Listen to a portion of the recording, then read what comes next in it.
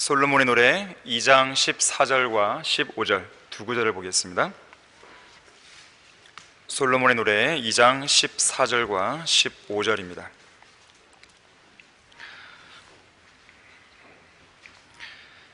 바위 틈과 가파른 산 은밀한 곳에 있는 오 나의 비둘기야, 나로 내 용모를 보게 하고 나로 내 음성을 듣게 하라. 내 음성은 달콤하고 내 용모는 아름다움이라.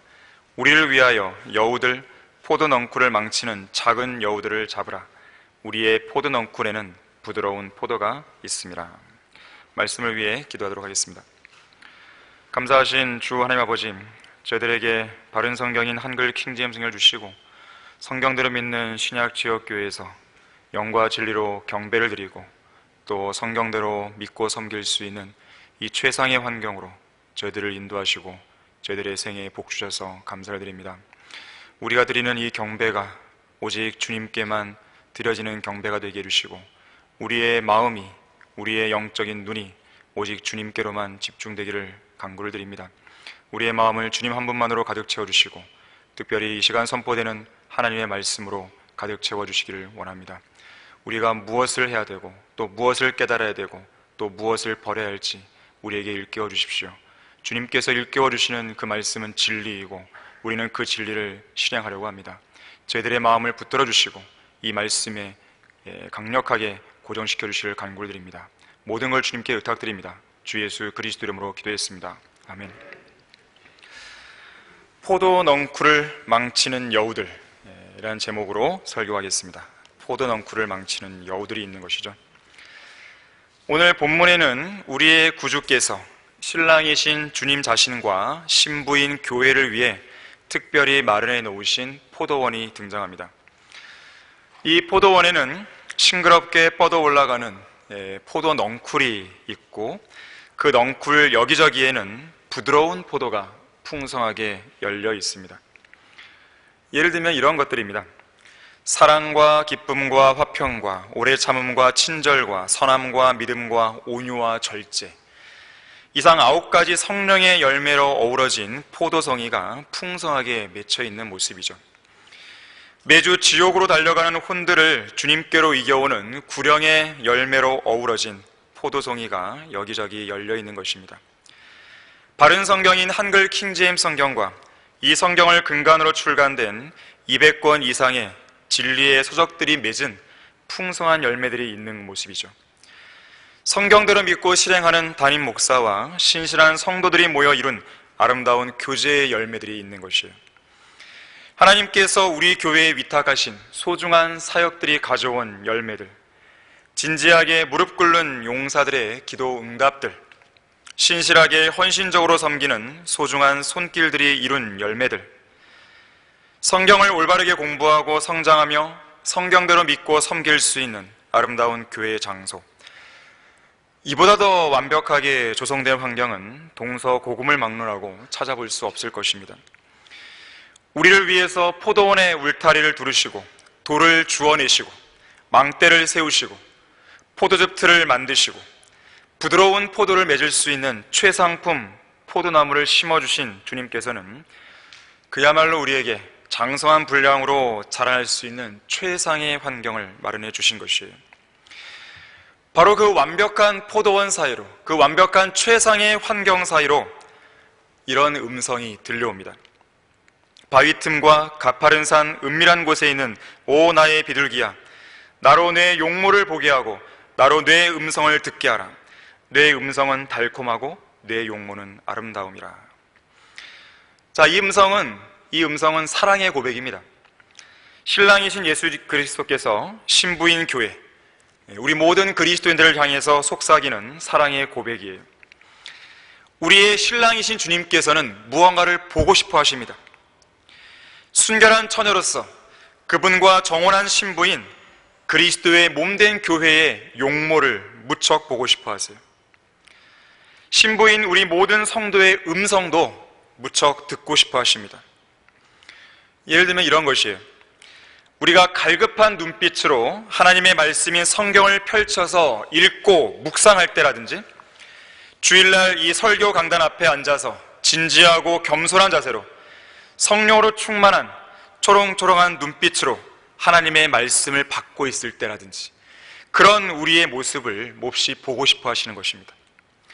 골방으로 들어가서 간절한 마음으로 우리의 필요를 감사함으로 아뢰을 때라든지 수요 기도회로 함께 모여 교회의 필요와 다른 성도들의 간절한 기도 제목들을 놓고 다른 지체들과 합심하여 열렬히 중보 기도할 때라든지 그런 우리의 음성과 목소리를 몹시 듣고 싶어 하시는 것이에요. 그런 우리의 용모를 보시고 그런 우리의 음성을 들으신 주님께서는 신부인 우리를 향해 이렇게 속삭이십니다. 내 음성은 달콤하고 내 용모는 아름다움이라. 오늘 아침 교회에 나오시기 전에 그런 아름다운 용모를 주님께 보여드리셨습니까? 오늘 아침 다른 어떤 일을 시작하기 전에 가장 먼저 그런 달콤한 음성을 주님의 귀에 들려드리셨습니까? 오늘은 그랬다면 어제는 어땠습니까? 그저께는 어떠셨습니까? 지난 일주일은 어땠습니까? 지난 한 달은 어땠습니까? 여러분은 지난 한 해 동안, 아니 예수 그리스도를 믿고 구원받은 이래로 지금까지 얼마나 많은 시간을 그런 아름다운 용모를 주님께 보여드리기 위해 부지런히 하나님의 말씀을 펼쳐 읽었습니까? 얼마나 많은 시간을 그런 달콤한 음성을 들려드리기 위해 간절히 무릎을 꿇으셨습니까? 과연 십자가의 죽음으로써 그분의 위대한 사랑을 보여주신 주님을 만나 교제하기 위해서 얼마나 많은 시간을 하나님의 말씀인 성경 앞에서 여러분의 용모를 드러냈으며 얼마나 많은 시간을 주님과 대화하며 여러분의 깊은 속마음을 열어드리셨어요. 신랑이신 주님의 사랑을 너무 오랫동안 외면하며 살지는 않았습니까? 내 음성은 달콤하고 내 용모는 아름다움이라는 사랑의 고백을 너무나 오랫동안 무시하며 살지는 않았습니까? 예수 그리스도의 피로 씻긴 여러분의 아름다운 용모를 보고 싶어 하시고 말씀의 물로 정결케 된 여러분의 달콤한 음성을 듣고 싶어 하신다는 이 사랑의 고백이 그저 외면하고 무시해도 될 만큼 하찮은 고백이었습니까? 한 번은 어떤 성도가 담임 목사에게 이렇게 말했습니다. 목사님, 어젯밤 저는 오랜만에, 정말로 오랜만에 주님 앞에 무릎을 꿇고 주님을 불렀습니다. 너무 오랫동안 주님을 부르지 않다가 주님을 부르라 하니까 너무나 어색했습니다. 그러자 목사가 이렇게 답변했어요. 내 생각에는 주님께서도 불쑥 들이민 당신의 낯선 용모와 어딘가에서 갑자기 들려오는 너무나 낯선 음성 때문에 매우 당황해 하셨을 것입니다. 이런 모습이 되면 안 되겠죠, 우리가? 마가복음 6장 6절에서는 주께서 그들이 믿지 않음으로 이상히 여기시고 마을들을 두루 다니시며 가르치시니라 그랬어요. 이스라엘 백성들이 믿지 않는 모습을 보시고 이상하게 여기신 것이에요. 믿음으로 구원받은 성도가 믿음으로 사는 것이 당연한 것인데 하나님을 향한 믿음을 보이지 않을 때, 드러내 보이지 않을 때, 믿음을 가진 그 용모를 보이지 않을 때, 믿음과 확신에 찬 그 달콤한 음성을 주님께 들려드리지 않을 때 주님은 이상하게 여기시는 거예요. 전능하신 하나님의 능력에 의존하기보다도 아무짝에도 쓸모없는 인간의 도움을 먼저 구하러 가는 그 성도를 이상하게 여기세요. 주님께 도와달라고 그 달콤한 음성으로 이야기하는 걸 원하시는데 오히려 그 음성을 다른 데서 쏟아붓고 있는 것이죠. 하나님의 말씀보다도 세상과 인간의 말에 귀를 기울이는 성도들을 이상하게 여기십니다. 말씀의 능력을 믿지도 않고 기도의 능력을 믿지도 않는 성도들을 이상하게 여기세요. 기도하지 않고서는 한시도 살아갈 수 없는 존재가 그리스도인인데 기도를 안 하는 것이죠. 이상하게 여기십니다. 부지런히 그리고 체계적으로 성경을 읽고 영적 양식을 골고루 섭취해야 영적으로 허기지지 않을 수 있고 균형 있게 성장할 수 있는데도 불구하고 성경을 전혀 읽지 않거나 빵으로 대충 식사 한 끼 때우듯이 그렇게 성경을 읽는 성도들을 이상하게 여기시는 것이죠. 영적으로 굶주려 있는데, 영적으로 병들어 있는데, 정말로 최악의 상황에 빠져 있는데 정작 자기 자신은 모른 채로 주님께 말씀을 깨닫게 해달라고 성경을 펼쳐 읽지 않는 그런 성도를 이상하게 여기시는 거예요. 성경을 공부해야 마귀와의 영적 전쟁에서 이길 수 있는데, 실족하지 않을 수 있는데, 그럼에도 불구하고 성경 앞으로 그 용모를 드러내지 않는 그 성도를 이상하게 여기시는 거예요. 왜 이런 기이한 현실이, 왜 이런 이상한 현실이, 그것도 완벽한 환경으로 조성된 이 포도원에서 일어나고 있는 것인가 하는 것이죠. 본문에 나오는 대로 작은 여우들 때문에 그래요. 포도 넝쿨을 망치기 위해 울타리 밑이나 틈을 몰래 비집고 들어오는 작은 여우들 때문에 그래요. 잘 익은 포도를 훔쳐가기 위해 은밀히 들어오는 간교하고 교활한 작은 여우들 때문입니다. 오늘 본문은 그런 여우들을 잡으라고 말하고 있어요. 여우 사냥을 해야 됩니다. 포도 넝쿨을 망치는 작은 여우들을 잡으라고 성경은 우리에게 명령하고 있습니다. 자, 포도 넝쿨을 망치는 여우들을 잡으라. 첫 번째로, 작고 사소한 것 하나가 포도 넝쿨 전체를 망칠 수 있어요. 중국의 왕중추란 사람이 쓴 디테일의 힘이란 책이 있습니다. 그는 디테일이 지니는 아주 구체적인 그 사소한 것 하나, 그것이 지니는 힘을 설명하기 위해서 새로운 공식 하나를 말해요. 100 빼기 1은 0이다. 100에서 1을 빼면 99죠. 그런데 0이라고 설명합니다.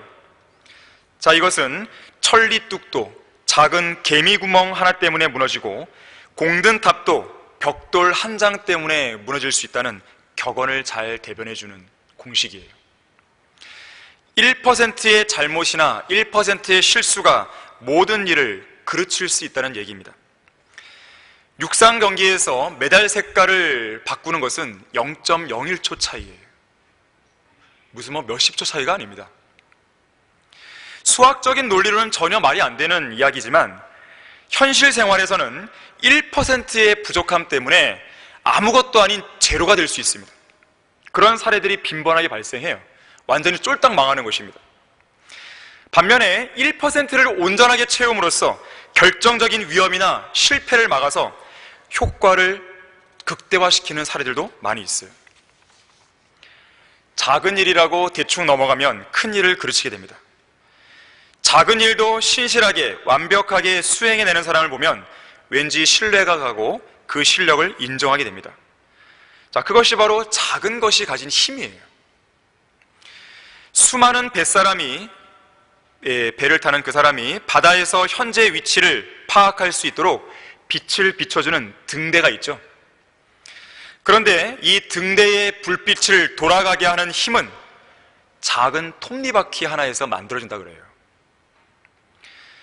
작은 것으로부터 위대함이 완성되기도 하고 작은 것으로부터 그 위대함이 무너지기도 합니다. 거대한 댐도 작은 틈에 의해 무너질 수 있고 크고 화려한 유람선도 작은 구멍 하나에 의해서 위기를 맞을 수 있는 거예요. 작다고 해서 그것을 소홀히 하거나 내버려둬서는 안 되는 것입니다. 한 번은 어떤 재미있는 유머 작가가 이런 말을 했습니다. 우리는 덩치 큰 코끼리는 재빨리 몸을 비켜 피할 수 있어도 공중에 날아다니는 조그마한 파리는 좀처럼 피하기가 어렵다. 의미 있는 이야기죠. 어떤 큰 일보다는 작은 일로 인해서 더 많은 어려움에 봉착할 수 있다는 교훈을 보여줍니다. 작은 못을 밟았더니 파상풍에 걸릴 수가 있는 거예요. 모기와 같은 작은 곤충이 황열병이나 말라리아 같은 질병을 퍼뜨릴 수가 있습니다. 중세 암흑시대에 흑사병을 실제로 퍼뜨린 것은 벼룩과 쥐들이었다 그래요. 중국의 다야오산에서 큰 인명피해를 가져온 열차 전복사고 역시나 다름 아닌 쥐 때문이었습니다. 포도 넝쿨을 망치는 것은 커다란 짐승들이 아니고 작은 여우들이에요. 야고보서 3장 5절과 6절에서도 이런 작은 것의 위험성에 대해 경고한 적이 있습니다. 바로 혀예요, 혀. 이와 같이 혀도 작은 지체이지만 큰 일들을 자랑하느니라. 보라, 작은 불이 얼마나 큰 것을 태우는가. 혀는 불이요 죄악의 세상이라. 그처럼 혀는 우리 지체들 가운데 있으면서 온몸을 더럽히며 또 일생을 불태우나니 곧 지옥의 불에서 태우느니라. 자, 혀는 한 뼘 크기도 안 되는 작은 지체이지만 그것은 죄악의 세상이라고 불려요. 어마어마한 역할을 하는 것이죠. 또 온몸을 더럽히기까지 합니다. 이 작은 혀가. 심지어 그 혀로 예수 그리스도를 주라고 고백하지 않고 복음을 거부하게 되면 그 일생을 지옥불에서 태우게 되는 것이죠. 작은 혀를 함부로 방치한 결과입니다. 큰 건물을 태우는 것도 커다란 불에서 시작되는 게 아니에요. 처음에는 아주 작은 불씨 안에서 시작되었다가 나중에는 그것이 엄청난 화마가 되어서 건물 전체를 통째로 삼켜버립니다. 잿더미로 만들어버리는 것이죠. 작은 담배 불씨 하나가 커다란 살림을 불바다로 만들 수가 있는 것이죠. 자, 그리스도인의 삶도 마찬가지입니다. 그리스도인의 인생도 마찬가지예요. 한 명의 그리스도인이 실족하는 것은 다른 데 있는 것이 아니에요. 그리스도인으로서 마땅히 해야 될 무언가를 하지 않았기 때문에 실족하는 것입니다. 한 명의 그리스도인이 범죄하고 타락하는 것은 어떤 큰 일을 하지 않았기 때문이 아니에요. 어떤 큰 사역을 하지 않았기 때문이 아닙니다. 무슨 큰 일을 수행하지 않았기 때문이 아니에요. 성도로서 마땅히 해야 될 작은 무언가를 하지 않았기 때문에 그래요. 그 작은 무언가는 매일같이 꾸준히 말씀을 읽는 것일 수도 있습니다. 매일 간절히 기도하는 것일 수도 있어요. 어쩌면 그것은 열정적으로 구령하는 일일 수도 있습니다. 어쩌면 그것은 오늘 본문 말씀대로 주님께 지속적으로 용모를 보여드리고 아름다운 용모를 보여드리고 또 끊임없이 달콤한 음성을 들려드리는 일, 그것을 하지 않았기 때문에 그럴 수도 있는 것이에요. 주님 안에서 헌신하기로 했던 어떤 작은 헌신, 그 하나를 하지 않았기 때문에 영적으로 피폐해진 결과를 초래할 수도 있는 것이에요. 배교라고 하는 것은 사탄에게 단 한 번 잠깐 귀를 내어준 것에서 시작될 수도 있어요. 구원받은 그리스도인이었고 사도 바울의 신실한 동역자였던 데마를 생각해 보십시오. 데마가 바울을 떠나서 세상으로 가버린 것은 어느 날 갑작스럽게 이루어진 그런 결정들이 아니었어요. 데마는 처음에 세상을 조금 맛보았습니다. 세상을 조금 사랑했을 뿐이에요. 그러다가 세상을 조금 더 사랑하게 됩니다. 그리고 조금 더 사랑하게 됩니다. 그리고 세상을 더 깊이 있게 사랑하게 되죠. 결국 하나님을 향한 사랑을 던져버립니다. 그리고 바울을 떠나버린 것이죠. 아브라함의 조카 롯도 마찬가지입니다. 롯이 타락한 과정도 마찬가지예요. 창세기 13장 10절에서는 롯이 눈을 들어 요단의 온 평지를 바라보니 소알에 이르기까지 어느 곳이나 물이 넉넉하더라. 그곳은 주께서 소돔과 고모라를 멸망시키기 전이었으니 주의 동산 같고 이집트 땅과 같더라고 말씀하고 있어요. 자, 롯은 처음에 눈을 들어 소돔을 바라봤을 뿐이에요. 그 이상도 그 이하도 아니었습니다. 결국 롯은 소돔을 선택했고 소돔을 향해 장막을 쳤고 소돔에 완전히 정착했고 심지어 소돔 성문에 앉아있을 만큼 소돔 성읍에서 유명 인사가 되었습니다. 결국 소돔이 하늘에서 비처럼 내리는 불과 유황으로 멸망하는 날, 그는 자기가 쌓은 모든 재산과 사회적인 명성을 다 잃어버렸어요. 그것뿐만이 아닙니다. 결혼한 두 딸과 사위와 아내를 모두 잃어버렸어요. 심지어 자신의 결혼하지 않은 두 딸과 동침하기까지 함으로써 비참한 생으로 인생을 마감하게 됐어요. 육신적인 그리스도인의 강력한 예표입니다. 그리스도인의 성장을 가로막는 것은 결코 커다란 일들이 아닙니다. 작은 일들이에요. 작은 일들이나 사소한 죄들에서 성도들의 믿음은 빗나가기 시작합니다. 아내를 속이고 다른 여자와 간음을 저지르는 엄청난 죄는 작은 곁눈질에서 시작됩니다. 힐끗힐끗 쳐다보는 거죠. 다른 사람의 아내를 쳐다보는 것이죠. 다윗 왕의 범죄를 보세요. 다윗 왕의 범죄는 그가 치열하게 전쟁을 치르는 가운데 저질러진 것이 아니었어요. 자신의 신하들이 한창 전쟁을 하는 동안 다윗은 혼자 예루살렘에 머물러 있었습니다. 그때 마침 목욕하고 있던 우리아의 아내 밧세바를 본 것이에요.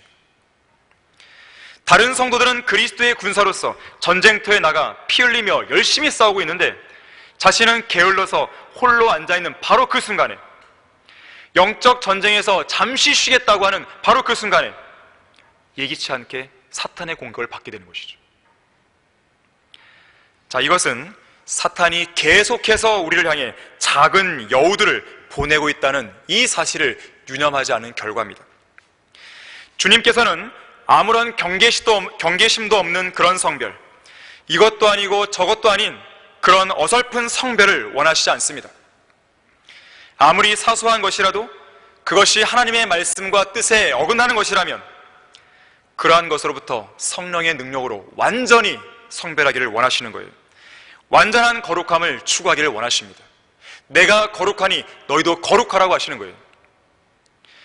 가능한 한 세상의 모든 것들로부터 우리의 눈을 돌리기를 원하시는 것입니다. 왜 그렇습니까? 우리의 시선을 끄는 것이 바로 그 작은 것들이기 때문에 그런 거예요. 우리가 하지 말아야 하는 작은 죄들, 나쁜 작은 습관들이 있다면, 우리가 바라보지 말아야 할 사소한 어떤 것들이 있다면, 우리가 입으로 하지 말아야 할 어떤 사소한 말들이 있다면 그 작은 것들을 최대한 경계할 수 있어야 되는 거예요. 이런 작은 여우들이 우리를 점점 주님에게서 멀어지게 하고 결국 더 큰 죄로 인도하게 되는 것입니다. 온 반죽을 부풀게 하는 것은 큰 누룩이 아니죠. 적은 누룩입니다. 너희의 자랑하는 것이 좋지 아니하도다. 너희는 적은 누룩이 온 반죽을 부풀게 하는 것인 줄 알지 못하느냐. 육신적인 고린도 교회에게 바울 사도가 이야기한 거예요. 적은 누룩이 온 반죽을 부풀게 하느니라. 곁길로 나가버린 갈라디아 교회 성도들에게 바울이 경고한 이야기입니다. 작은 거짓교리 하나, 작은 죄 하나를 교회 안에 수용하게 되면 그 파급 효과는 엄청나게 커지는 것이죠. 죄는 초전에 잘라버려야 됩니다. 거짓교리는 초전에 잘라버려야 돼요. 성경 변개를 보더라도 마찬가지입니다. 성경 변개의 시작은 작은 것 하나를 고치는 데서 시작됩니다. 한 단어를 고치기 시작하면 거기서 멈추지 않죠. 2단어, 3단어, 4단어, 결국 더 많은 단어를 고치고 싶은 마음이 드는 것이에요. 그런 유혹을 받습니다. 적은 누룩이 온 반죽을 부풀게 하는 것이에요.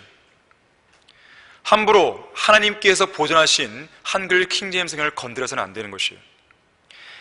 사탄이 이브를 유혹할 때도 마찬가지였습니다. 그는 처음부터 하나님의 말씀과 완전히 전혀 다른 이야기로 접근한 게 아니에요. 하나님의 명령 가운데서 일부를 살짝 바꿉니다. 그렇게 해서 인류를 타락하게 만든 거예요. 자, 이 교회에 설교 강단이 살아있으려면 적은 누룩에 대해 한치의 양보도 있어서는 안 돼요. 성도들 안에 스며든 적은 누룩을 제거할 수만 있다면 저는 설교하는 저의 어조를 강력한 어조로 바꿀 것입니다. 어떤 설교가 설교를 듣는 회중들의 마음을 비참하게 만들지 못했다면 그것은 좋은 설교가 아니라고 누군가가 이야기했잖아요. 어떤 설교가 회중들 안에 스며든 적은 누룩을 제거하지 못하고 그 마음과 생각을 세상으로부터 돌아서도록 만들지 못했다면 그 설교는 하지 않는 게 나아요. 적은 누룩을 제거하고 작은 여우들을 몰아낼 수만 있다면 차라리 강력한 설교를 통해 회중들의 마음을 비참하게 만들고 철저하게 낮아지고 겸손하게 만드는 편이 훨씬 나은 것이에요. 그것만이 살아있는 교회를 유지할 수 있는 길입니다. 포도 넝쿨을 망치는 여우들을 잡으라. 두 번째로 헤롯과 같은 여우들이 포도 넝쿨을 망치는 거예요. 헤롯과 같은 여우들이.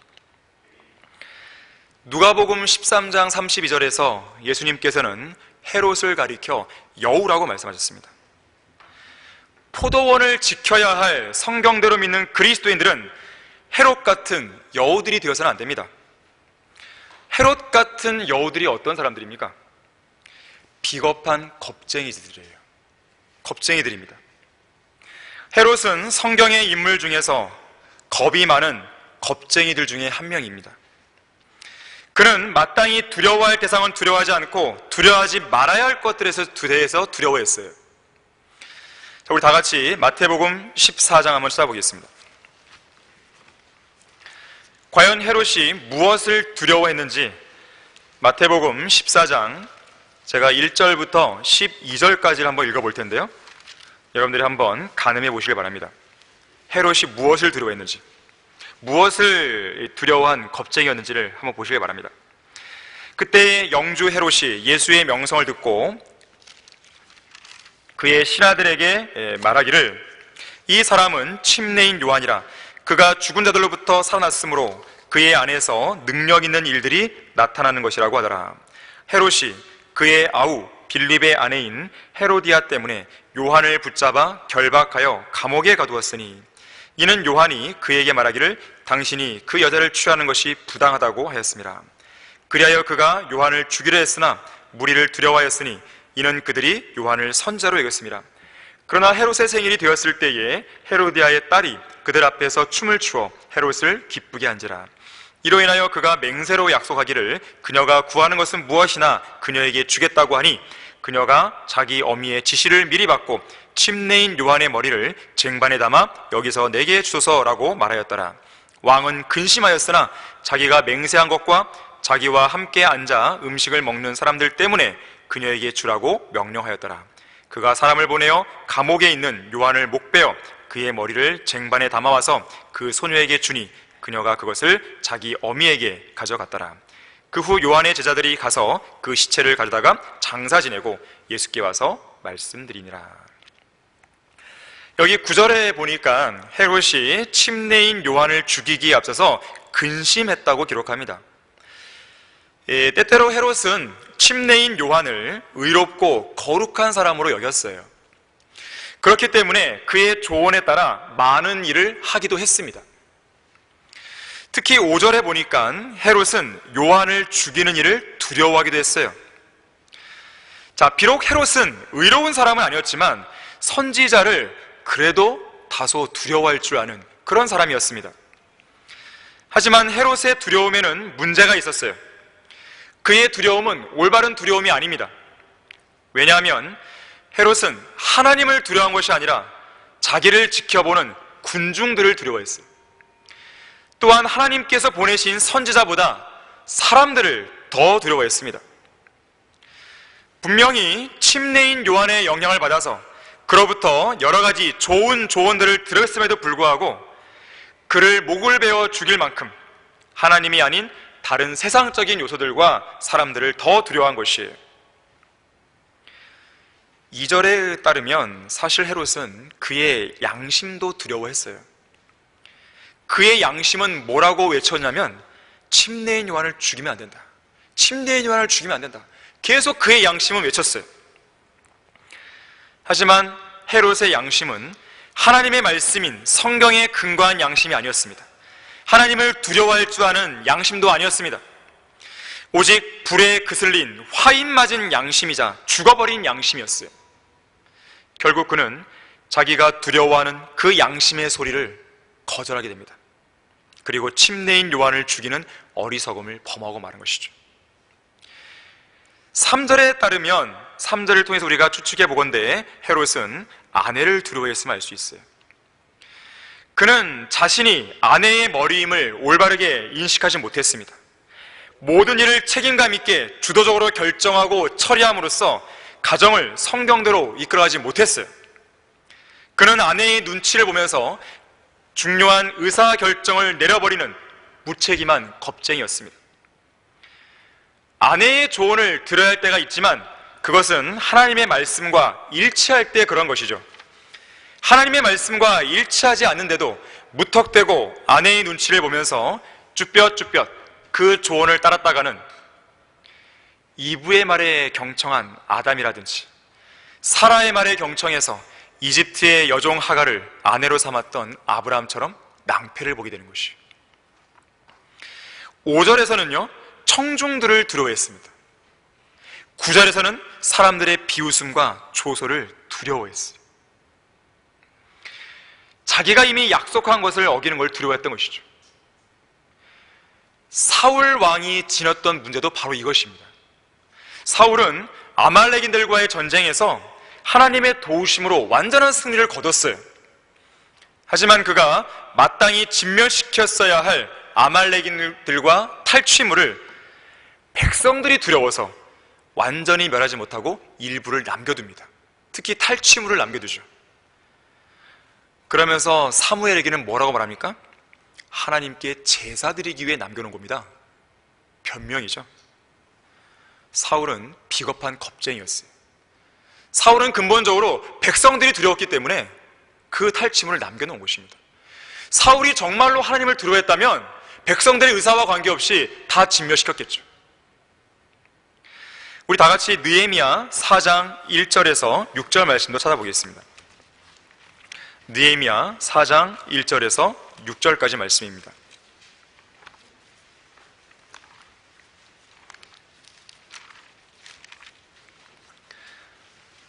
그러나 산발랏은 우리가 성벽을 건축한다는 것을 듣자 화를 내고 크게 격분하며 유대인들을 조롱하더라. 그가 그의 형제들과 사마리아의 군대 앞에서 선언하여 말하기를 이 유약한 유대인들이 무엇을 하는 것이냐? 그들이 힘을 보강하겠는가? 그들이 제사를 드리려는가? 그들이 하루 만에 끝장을 내려는가? 그들이 불타버린 쓰레기 더미에서 돌들을 일으키려는가? 하더라.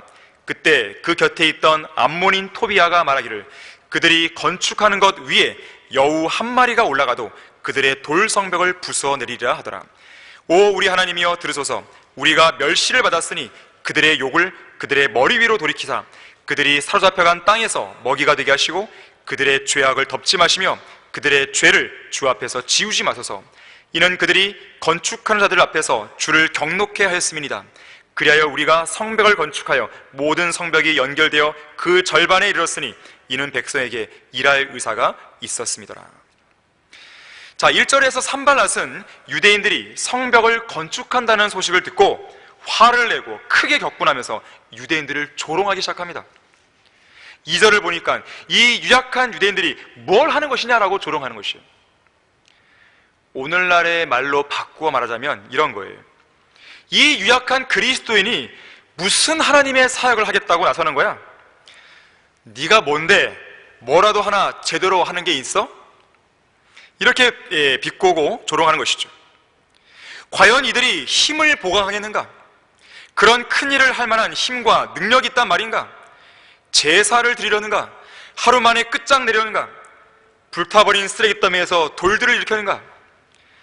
그런 사역을 하겠다는 것 자체가 불타버린 쓰레기 더미에서 돌들을 일으키는 것만큼 무모한 거 아니야? 3절에서는 여우 한 마리가 올라가도 그들의 돌 성벽을 부숴 내리라고 조롱했던 것이죠. 이 나약해 빠진 그리스도인이 사소한 조롱 한마디에도 상처받고 낙심하며 포기할 거야. 내가 장담컨대. 이런 조롱을 하는 것이에요. 우리를 향한 수많은 조롱과 모욕이 다가오고 있는 것입니다. 성경대로 믿는 교회가 과연 뭔데? 한글 킹제임즈 과연 뭔데? 성경을 보존한다는 것이 과연 가능한 일이야? 과연 완벽한 교회가 어디 있어? 저 교회는 완벽한 교회란 무엇인가 책을 썼는데 그게 과연 말이 되는 소리야? 과연 이 땅에서 성경대로 믿는 그런 사역이 가능한 것이야? 도대체 저 사람들은 거리에 나와서 뭘 하는 거야 도대체? 구령한다고? 설교한다고? 맨날 시끄럽게 떠든다고? 저들에게 여우 한 마리만 올라가도 금방 무너질걸? 금방 상처를 받고 넘어질걸? 사소한 감정 하나만 건드려도 저자는 넘어질 거야. 자, 그러한 각종 온갖 모욕과 조롱이 다가오고 있는 것이죠. 사탄의 조롱이나 속삭임, 사탄이 심어주는 무기력, 낙담, 자, 이런 공격에 깨어있지 못하면 우리가 마땅히 해야 할 하나님의 사역은 감당할 수 없게 됩니다. 무너진 성벽도 세워날 수 없어요. 맷집을 키우시길 바랍니다. 두드려 맞아도 앞으로 전진할 수 있는 그리스도인이 되어야 되는 거죠. 얼마나 많이 맞았는가 그게 중요한 게 아니에요. 얼마나 많이 맞든 내가 그걸 맞으면서도 앞으로 전진하는가가 더 중요한 것입니다. 맷집을 길러야 됩니다. 미국의 언론은 위대한 복음 전도자 D.L. 무디를 미친 무디라고 조롱했어요. 요한 웨슬리의 아내는 집에서 요한 웨슬리를 향해서 욕을 해댔습니다. 심지어 설교하는 도중에 일어나서 웨슬리는 전날 밤에 술 취했다고 거짓말하기까지 했어요. 윌리엄 캐리가 인도 선교사로 가겠다고 헌신했을 때 그의 아버지는 이 미친놈아 그랬어요. 한 목사는 그런 윌리엄 캐리를 보면서 그런 거는 불필요한 열정이야 라고 비난했습니다. 배교한 기독교계에 맞서서 그리스도인의 진정한 성별이 무엇인지 보여준 프랭크 노리스 목사에 대해서 사람들은 뭐라 그랬냐면, 저 사람은 항상 문제만 일으키는 말썽꾼이야, 상종조차 하지 말아야 될 그런 사람이야, 이렇게 조롱했어요. 극단적인 사람, 분리주의자, 사랑이 없는 사람, 세상을 소란케 하는 사람 등등. 하나님을 위해 살려고 하면 할수록, 진리를 위해 살려고 하면 할수록, 경건의 능력을 나타내며 살려고 하면 할수록 그러한 조롱과 비난과 비평은 더욱 거세질 것이에요. 그리스도인은 그런 것을 견뎌낼 수 있는 용기가 있어야 됩니다. 느헤미야는 그런 조롱에 대해서 이런 방구에 대꾸도 안 했습니다. 아예 무시해버렸어요. 그리고 하나님께 맡겼습니다. 우리 교회를 향한 비평? 신경 쓰지 마세요. 우리 교회 담임 목사님을 향한 비평? 유튜브에 떠돌아다니는 그런 비평들? 신경 쓰지 마세요. 여러분은 지금 이 교회에서 나타난 열매들을 분명히 보고 계시잖아요. 무엇이 여러분을 흔들 이유가 되겠어요? 다른 사람들이 뭐라고 떠들든지, 이 교회를 나간 사람들이 뭐라고 떠들든지, 그들이 유튜브에서 뭘 만들고 그들이 나름대로 드리는 예배에서 무슨 설교를 하든지, 그게 여러분에게 무슨 중요하단 말이에요. 그런 것이 과연 여러분을 흔들 만큼 그렇게 여러분의 믿음이 약한 상황입니까? 과연 그런 것에서 무엇이라고 말하는지 귀 기울일 만큼 그렇게 여러분은 믿음이 약한 상황이세요? 그런 한마디에 막 마음이 막 좌지우지 되세요? 그렇게 경고하지 못하십니까? 그렇게 여러분의 포도원은 막 흔들리고 있습니까? 그러면 여러분의 믿음이 잘못된 것이에요. 이 자리에 서고 있는 제가 지금 거짓말을 하고 있는 것입니까? 저는 지금 여러분들에게 감정을 호소하는 게 아닙니다. 객관적인 사실을 보고 말씀드리는 것이에요. 제가 언젠가 말씀드렸잖아요. 우리는 어떤 사람의 인격을 모독할 필요도 없고, 그 사람이 뭐 잘잘못을 다 얘기할 필요도 없어요. 그 사람의 열매를 보고만 판단해도 다 되는 것입니다. 그것으로 충분해요. 가끔씩 저에게 상담 전화가 오거나 어떤 그런 사람들을 보게 되면, 물론 그 사람들의 마음은 이해가 됩니다. 믿음의 연약한 상황 이해가 됩니다. 그러나 자신 한번 돌아보세요. 내가 그런 거에, 그런 유튜브에 기웃거릴 만큼 그렇게 내 믿음이 약화되어 있냐 이거예요. 부끄러운 일이죠. 성경대로 믿는 사람들의 기간이 된 지 몇 년이 됐는데, 우리 교회가 지금 30년이나 이 포도원을 이끌어 왔는데, 과연 그런 말도 안 되는, 수준도 안 되는 성경적인 지식이나 성경적인 비평이 있어서 말할 가치도 없는 그런 자들의 말에 휘둘린단 말입니까? 성경은 주를 두려워하는 것이 지혜의 시작이라고 말합니다. 이것이 바로 우리가 지혜를 얻을 수 있는 최고의 방법입니다. 우리가 용기를 얻을 수 있는 최고의 방법이에요. 여러분이 주님을 두려워하고 있고, 이 교회가 주님을 두려워하고 있는데 다른 무언가를 두려워할 이유가 없죠. 염려할 거리가 없죠. 그런 말 한마디에 내가 상처받고 흔들릴 이유가 없죠. 두려워해야 할 대상을 두려워하십시오. 두려워하지 말아야 할 대상에 대해서 귀를 내어줄 필요가 없습니다. 두려워해야 할 때, 두려워해야 할 때와 두려워하지 말아야 할 때를 알게 되면 지혜를 얻을 수 있어요. 두려워해야 할 대상과 두려워하지 말아야 할 대상을 올바르게 분별하면 지혜를 얻을 수 있습니다. 그 사람은 용기를 얻을 수 있어요. 겁쟁이가 안 될 수 있습니다. 우리를 반박하는 그런 자들에게 여러분은 할 말이 없습니까? 막 위축되세요? 염려가 되세요? 어떻게 하지? 노심초사하세요? 아니, 왜 할 말이 없습니까? 이 교회에서 나타난 열매가 그렇게 허접한 열매들입니까? 우리 그리스도인들에게 허락된 유일한 두려움은 하나님에 대한 두려움이에요. 하나님께서 우리에게 주신 것은 두려워하는 영이 아닙니다. 능력, 사랑, 건전한 생각의 영이에요. 여러분이 어떤 그런 말에 휘둘리고 있다면 그 사람은 건전한 생각이 지금 없는 거예요. 경건의 능력이 없는 것입니다. 정말로 진정으로 사랑해야 될 이 교회에 대한 사랑이 없는 거예요. 우리는 그런 공격에도 능히 담대하게 맞설 수 있는 용기 있는 그런 믿음의 사람임을 다시 한번 마음속에 각인해야 됩니다. 조지 패튼 장군은 말했습니다. 용기 있는 돌격이 전쟁에서 사상자를 줄이게 한다. 이 교회를 비방하고 상글 킹제임 성경을 비방하는 그런 사람들에 대해서 물러서지 마세요. 그 사람들의 어떤 말에 대해서도 일말에 어떤 그 하나라도 수긍하지 마세요. 하나를 수긍하는 순간 두 개를 수긍하게 되고 세 개를 수긍하게 되고 네 개를 수긍하게 되고 결국 그 사람은 이 교회를 떠나게 되어 있습니다. 맞서 싸울 수 있는 용기가 없습니까? 그런 지식이 없습니까? 그러한 자세를 가질 수 있을 만큼의 그런 열매를 이 교회에서 보지 못했습니까? 아니잖아요. 여기 있는 대부분의 성도들은 그런 말에 휘둘리지 않는 걸 저는 알고 있어요. 하지만 몇몇 작은 여우들 같은, 헤롯과 같은 그런 여우들이 있을까봐 제가 이렇게 강력하게 말씀드리는 것이에요. 포도 넝쿨을 망치는 여우들을 잡으라.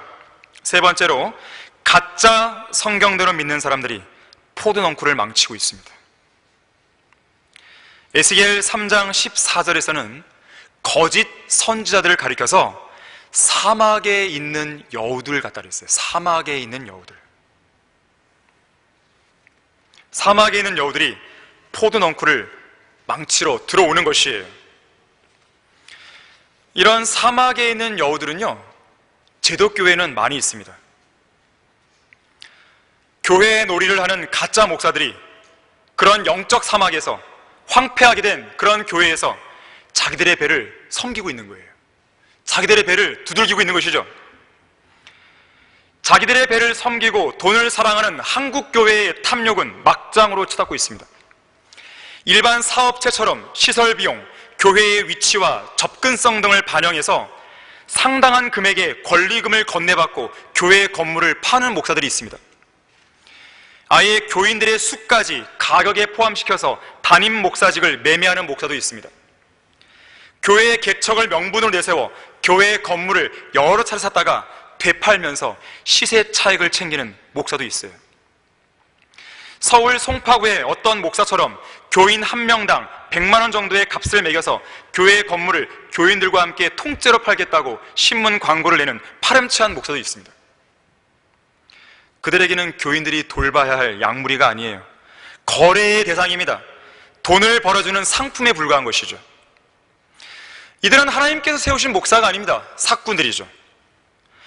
이들은 양들에 대해 관심이 없고 오직 돈에만 미쳐 있는 것이죠. 그뿐만 아닙니다. 웬만한 중대형 교회들에서는 장로, 집사, 권사 등의 직분을 매매하는 행위가 오래전부터 공공연하게 행해져 왔어요. 한 방송사의 뉴스 보도에 따르면 명성교회의 경우에 권사나 안수 집사가 되기 위해서는 최소 300만 원을 감사 헌금으로 내야 한다고 했어요. 장로가 되기 위해서는 최소 3천만 원 이상을 내야 됩니다. 자, 좋게 말해서 감사 헌금이지 강매죠, 강매. 예정된 헌금 액수를 내지 못했을 때는 외상으로 안수 직분을 구매한 사람처럼 취급당하게 됩니다. 결국 양심의 가책을 느낀 그런 사람들은 신실한 믿음을 인정받기 위해서 나머지 금액을 계좌로 이체한 이후에 안수 관련 담당 목사에게 그 입금증을 제출해서 감사 헌금을 냈다는 확인을 맡게 됩니다. 명성교회를 나온 사람들의 말에 따르면 그런 관행이 30년 넘게 이어졌다고 그래요. 사랑의 교회는 어떨까요? 2018년 10월 31일에 신임 장로 7명, 권사 244명, 안수집사 111명, 총 362명을 임명한 적이 있었습니다.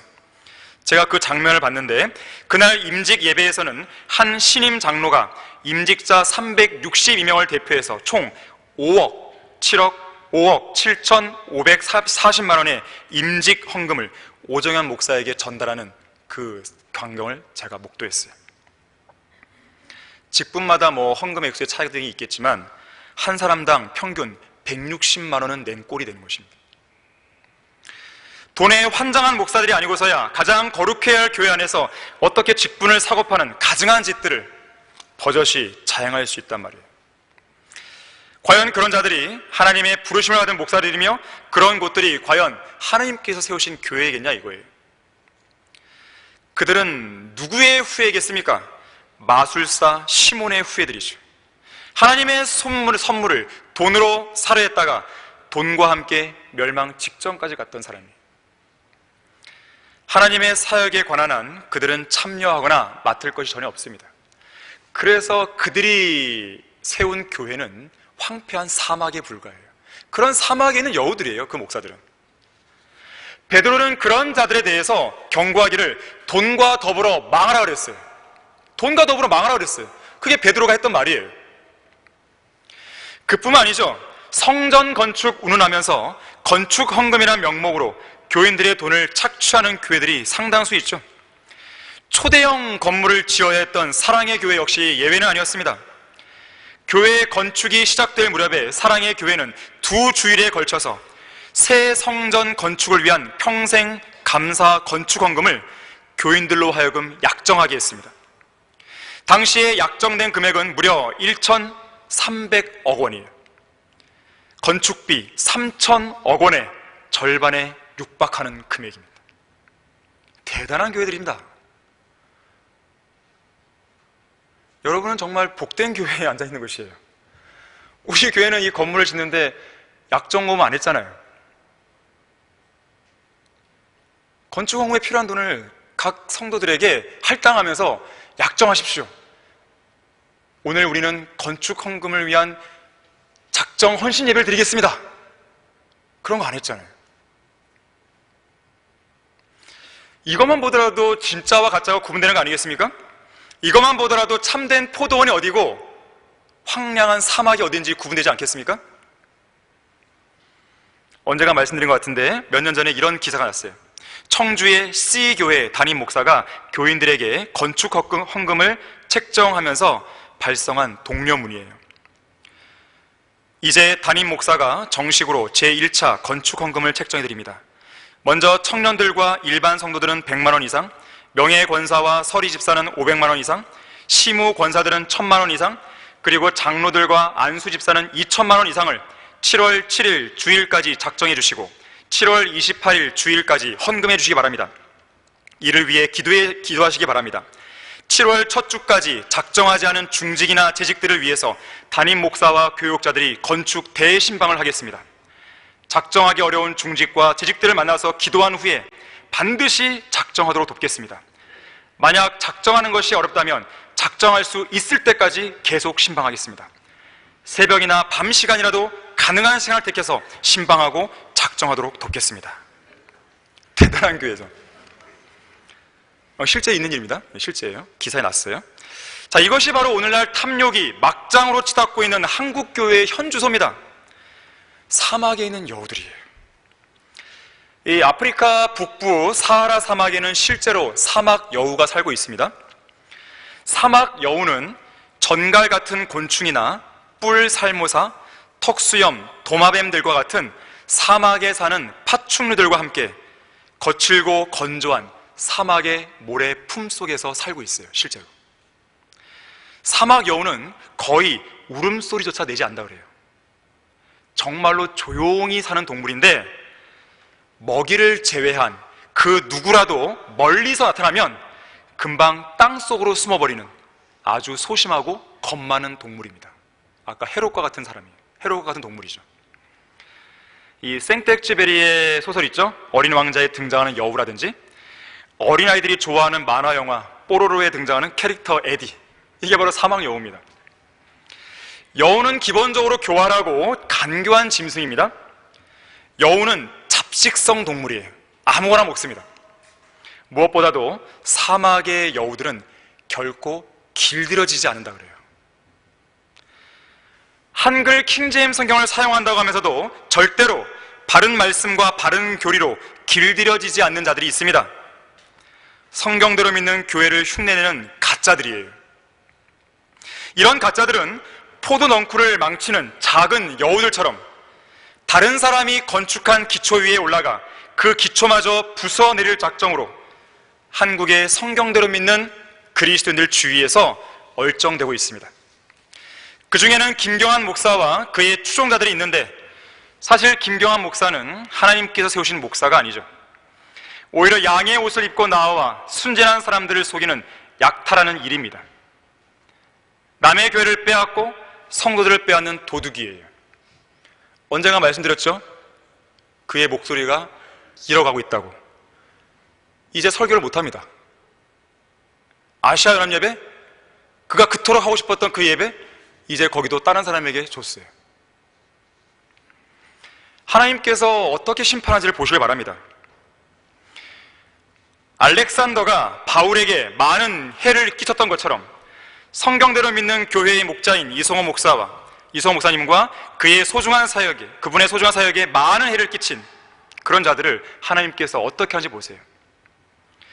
정동수 목사가 킹제임스 흠정력으로 한글 킹제임스 성경을 흉내내며 최종 권위를 혼란스럽게 하고 있듯이, 김경환은 성경 침례교를 흉내내면서 올바른 교회를 찾으려는 자들의 마음을 혼란스럽게 하고 있는 것이죠.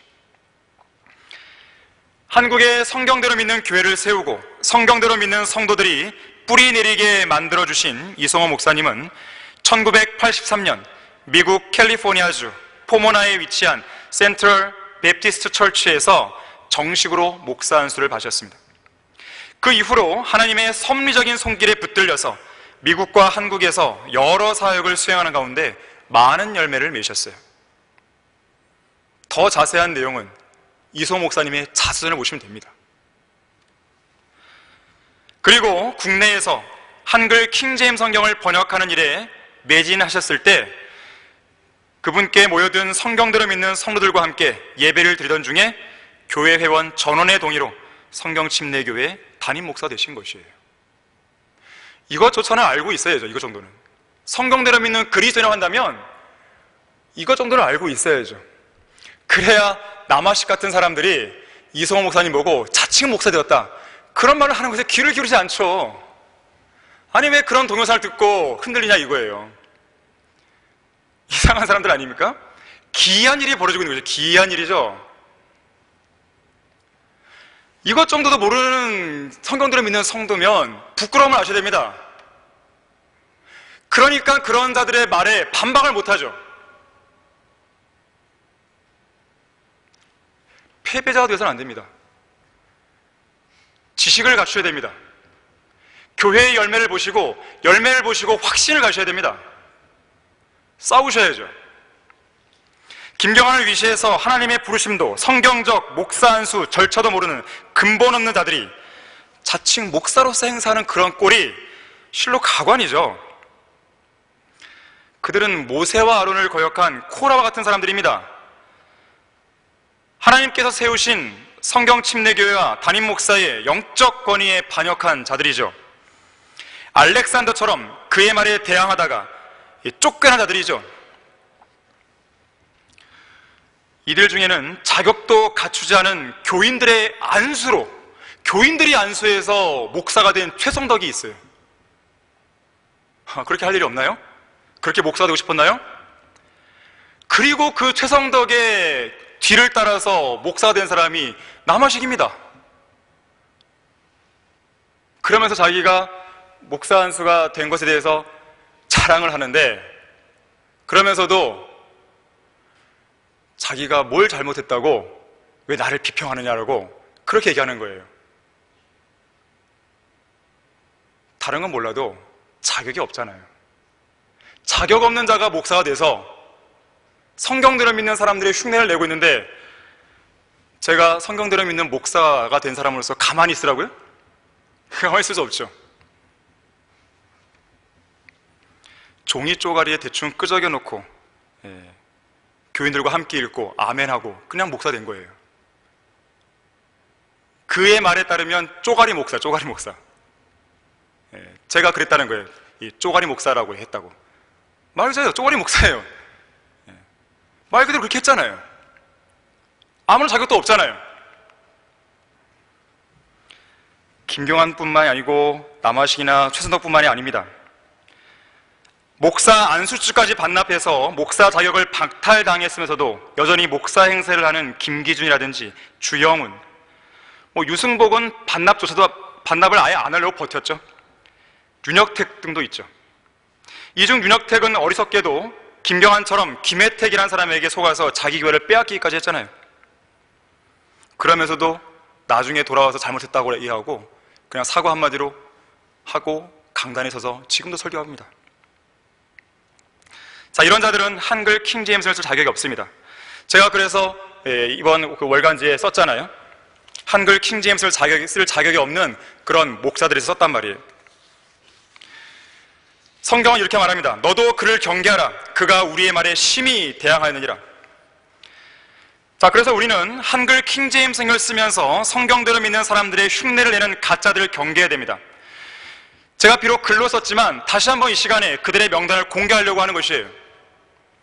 자유침례교회의 김기준, 파주성경침례교회 김재혁, 천안생명침례교회 남아식, 서울선교침례교회 송근창, 대구성경침례교회 유승복, 베델독립침례교회 윤혁택, 신실과 진실침례교회 이양호, 경주성경침례교회 조동아, 생명침례교회 최성덕, 미국 LA 성경침례교회 김경환, 광야의 소리 선교회 주영훈. 자, 이들은 양심이 화인 맞은 거짓말쟁이들입니다. 우리 성경대로 믿는 교회와 성경대로 믿는 사람들과는 전혀 무관한 배교자들이에요. 이 설교를 듣는 누군가가 있다 한다면 그 사람들은 경계하세요.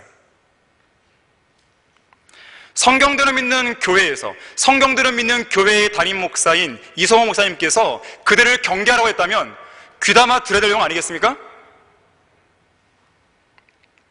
왜 그럴까요? 이 구절 하나로 그 사람들의 실체는 드러나는 것이에요. 우리 다 같이 요한일서 2장 19절 보겠습니다. 다른 말이 필요 없습니다. 이 말씀 하나로 그들의 실체를 그냥 이야기하시면 돼요. 누군가가 왜 그들이 나갔고 왜 그들을 우리가 안 받아줍니까? 라고 물으면 이 구절 하나만 보여주세요. 그러면 끝입니다. 더 이상 다른 말 할 필요가 없어요. 요한일서 2장 19절이에요. 그들이 우리에게서 나갔으나 우리에게 속하지 아니하였나니 만일 그들이 우리에게 속하였다면 분명히 우리와 계속 함께 하였을 것이나 그들이 나감으로 그들 모두가 우리에게 속하지 아니함을 나타내었느니라. 이 말씀 외에 뭘 더 사석을 붙이겠어요? 이거 하나로 누군가가 물어본다면 그냥 제시해주고 그냥 끝내세요. 더 궁금한 게 있다면 저한테 물어보라고 얘기하세요. 그럼 되는 것입니다. 결론을 맺겠습니다. 이스라엘의 포도원을 망친 것은 작은 여우들이었어요. 고린도 교회를 육신적인 교회로 만든 것은 적은 누룩에 대한 무감각이었습니다. 그것에 대한 방치였어요. 잘 달려가고 있던 갈라디아 교회들을 중도에 멈추게 한 것도 역시 적은 누룩이었습니다. 믿음의 생활의 모든 문제는 이 작은 것에서 시작돼요. 이스라엘을 배교하게 만든 것도 무엇일까요? 그것은 하나님을 향한 작은 불평에서 시작되었어요. 그들은 광야를 지나오는 동안 단 하루라도 불평을 하지 않은 날이 없었습니다. 다시 이집트로 돌아가겠다고, 이집트의 고기가 그립다고, 그들을 이집트에서 인도해 온 하나님은 어디 계시냐고 하면서 끊임없이 불평을 했던 것이에요. 옛날 제독교회가 그립다고, 옛날 세상에 살던 시절이 그립다고, 우리를 세상 제독교회에서 이 성경대로 믿는 교회로 인도하신 하나님은 어디 계시냐고 그렇게 불평하는 작은 불평에서 그 사람의 실족은 시작되고 있는 것입니다. 결국 그들은 배교에서 하나님을 떠나 우상 숭배를 하게 되고 하나님의 심판을 받게 되는 것이죠. 자, 오늘 우리는 작은 여우들을 잡으라는 하나님의 엄중한 명령을 들었습니다. 포도원을 지키라는 하나님의 명령을 들은 것이에요. 자, 이 시간을 계기로 여러분의 믿음의 생활에 있어서 방치되어 있는 작은 여우들이나 적은 누룩 또는 나쁜 습관은 없는지 철저하게 돌아보고 정리해버리는 그런 시간이 되었으면 합니다. 다 같이 기도하겠습니다. 감사하신 주 하나님 아버지, 저희들에게 엄중한 명령을 이 시간 주셨습니다. 우리 개인적인 그 믿음의 생활 속에서, 또 우리 교회 안에서 우리가 방치하고 간과했던 그런 작은 여우들이 있었다면 이 시간을 계기로 예수 그리스도의 보혈과 말씀의 물과 성령의 능력을 통해 다 제거해 없애버릴 수 있도록 도와주시기 원합니다. 우리가 새로운 출발을 다시금 할 수 있도록 도와주십시오. 참으로 이 시대에는 성경대로 믿는 교회를 흉내내는 수많은 가짜들이 활보하고 있습니다. 그들이 마치 이 시대에 성경대로 믿는 사람들의 주인공인 양 행세하고 있습니다. 그들은 반드시 하나님께서 심판하실 대상들입니다. 그들의 실체는 드러나고 있고 또 이미 드러났습니다. 주님께서 그런 자들에게 우리 성경대로 믿는 그리스도인들은 물론이거니와 이 교회를 찾아서 진리를 찾아서 오는 그 많은 사람들이 속지 않도록 주님께서 잘 보호해 주시길 간구를 드립니다. 주 예수 그리스도 이름으로 기도했습니다. 아멘.